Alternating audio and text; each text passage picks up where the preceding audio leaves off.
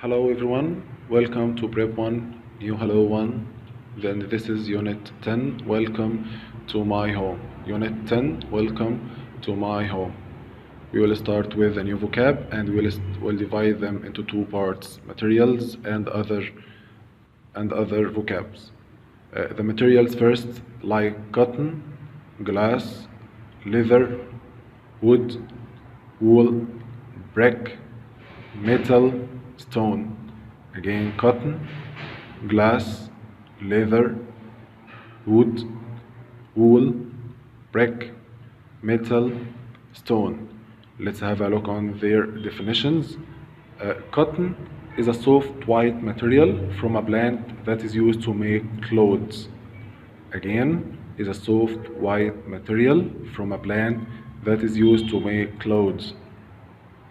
The next is glass. Glass is a hard material that you can see through, used to make bottles, winds, and so on. Leather. Leather is the material from the skins of animals used to make shoes and bags. Again, leather, the material from the skins of animals used to make shoes and bags. Wood. Wood is a hard material that we can get from trees. A natural material and hard that is made from trees. Wool. Wool is a soft material that is made from sheep's or goat's hair. Wool is a soft material that is made from sheep's or goat's hair. Brick. Brick is a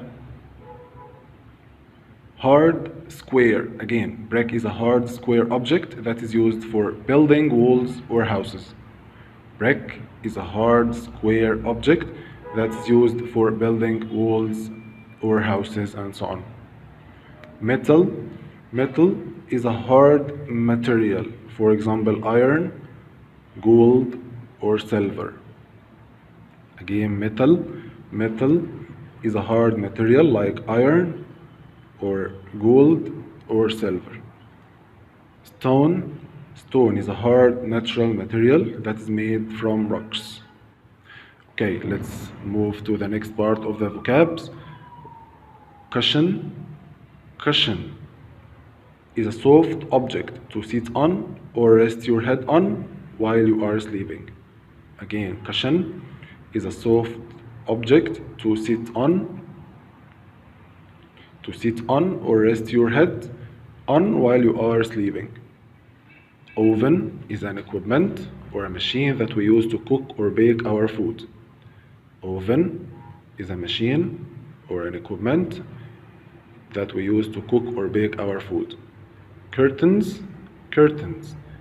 Curtains are cloth that we cover windows with to prevent air or light to get into a room. Again, curtains. Curtains are cloth that we cover windows with to prevent air or light to get into a room. Teaspoon. Teaspoon is something we use to put tea or sugar into a glass. Again, is something we use to put tea or sugar into a glass. Let's move to the next part of this lesson, which is structure, and we will talk about the using of be made of. Be made of. Look at the first example. A table, of course, a table is made of wood. We said we use be made of, so we should use verb to be before the word made of, according to the subject of the sentence. Like this one, a table is made of wood. The next one is cars. Cars are made of metal.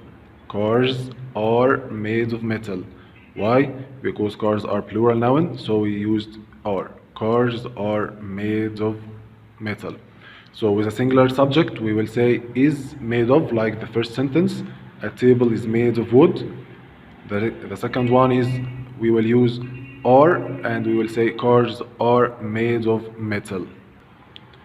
Now we want to use WH questions for this sentence, and we will start with what for the first one. So we'll say what is a table made of? and the answer is wood. So we will not write wood in the question. So we'll say, what is a table made of? The second one is, what are cars made of? Of course, we will say what are, because cars are plural nouns. So we'll say, what are cars made of? Let's move to another piece of grammar which talks about nouns.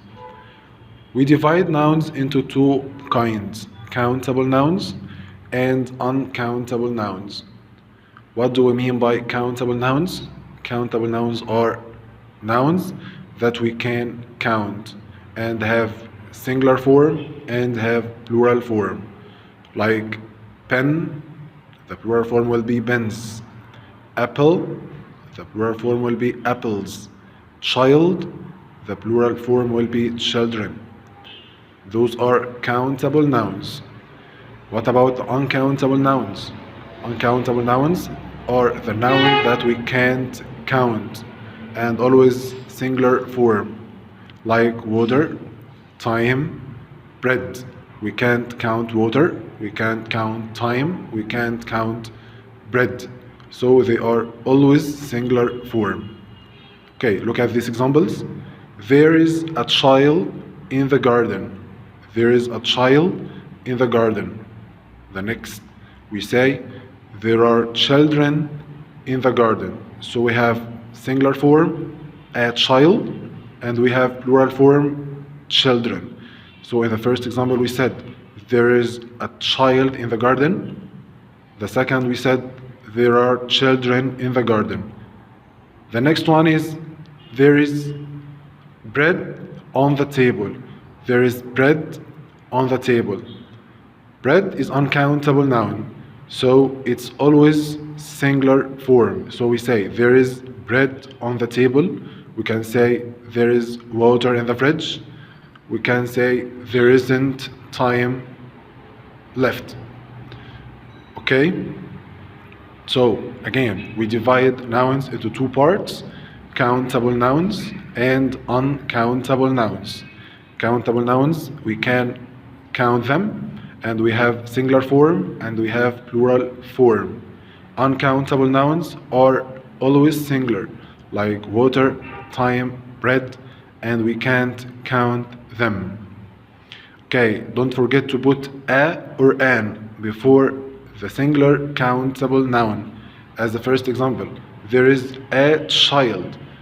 We must put a before the noun, countable noun, like we said in this example. There is a child in the garden. But we can't put a before the uncountable noun, like the third one. There is bread on the table. I can't say there is a bread. That's wrong. Why?